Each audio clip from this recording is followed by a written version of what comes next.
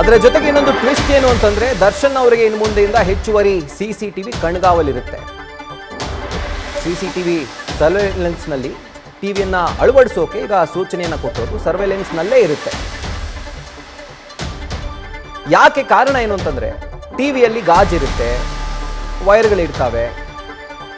ಬರೀ ದರ್ಶನ್ ಅಂತಾನೆ ಅಲ್ಲ, ಯಾವ ಅಪರಾಧಿ ಆಗಿದ್ರು ಕೂಡ ಅಥವಾ ಆರೋಪಿ ಆಗಿದ್ರು ಕೂಡ ಆತ್ಮಹತ್ಯೆ ಇಲ್ಲ ಹಲ್ಲೆ ಮಾಡುವಂಥ ಸಾಧ್ಯತೆ ಇರುತ್ತೆ. ಹೀಗಾಗಿ ಹೆಚ್ಚಿನ CCTVಯನ್ನ ಅಳವಡಿಸೋಕೆ ಈಗ ಕೋರ್ಟ್ ಸೂಚನೆಯನ್ನ ಕೊಟ್ಟಿರೋದು.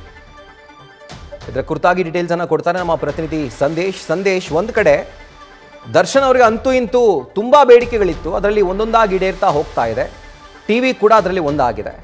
ಸೊ ಇನ್ನೇನೆಲ್ಲ ಬೇಡಿಕೆಯನ್ನ ಕೋರ್ಟ್ ಮುಂದೆ ಇಟ್ಟಿದ್ರು ಅಂತ? ರಾಹುಲ್, ಇಲ್ಲಿ ದರ್ಶನ್ ಹಾಗೆ ಸಹಚರರಿಂದ ರೇಣುಕಾಸ್ವಾಮಿ ಕೊಲೆ ಪ್ರಕರಣಕ್ಕೆ ಸಂಬಂಧಪಟ್ಟಂತೆ ಈಗಾಗಲೇ ಅವರ ಒಂದು ಹಾಜರಾತಿಗೆ ಅಂದ್ರೆ ಆರೋಪಿಗಳ ಹಾಜರಾತಿಯ ವಿಚಾರಣೆಯನ್ನ ಡಿಸೆಂಬರ್ 17ನೇ ತಾರೀಕಿಗೆ ಮುಂದೂಡಲಾಗಿತ್ತು. ಅಂದ್ರೆ ಸಾಕ್ಷಿಗಳಿಗೂ ಕೂಡ ಸಮನ್ಸ್ ಅನ್ನ ಕೊಡಬೇಕಾಗಿತ್ತು.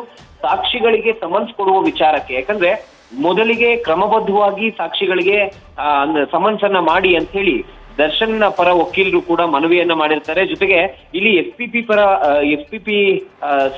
ಪ್ರಸನ್ನ ಕುಮಾರ್ ಅಥವಾ ಎಎಸ್ಪಿಪಿ ಸಚಿನ್ ಅವರ ವಾದ ಏನು ಅಂದ್ರೆ, ನಾವು ವಿಟ್ನೆಸ್ ಗಳನ್ನ ಪಿಕ್ ಅಂಡ್ ಚೂಸ್ ಮಾಡಿ ಅಥವಾ ರ್ಯಾಂಡಮ್ ಆಗಿ ನಾವು ಕರೆಸ್ತೀವಿ. ಹಾಗಾಗಿ CW 7-8 ಸಾಕ್ಷಿಗಳನ್ನ ಸಮನ್ಸ್ ನೀಡಬೇಕು ಅಥವಾ ಆ ಸಾಕ್ಷಿಗಳಿಗೆ ಸಮನ್ಸ್ ನೀಡಿ ಮೊದಲಿಗೆ ಅವರ ವಿಚಾರಣೆಯನ್ನ ಮಾಡಬೇಕು.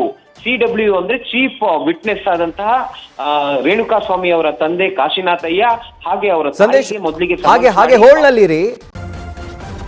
ನ್ಯೂಸ್ ಫಸ್ಟ್ ನಿರ್ಭೀತಿಯಿಂದ ನಿಮ್ಮ ಪರವಾಗಿ.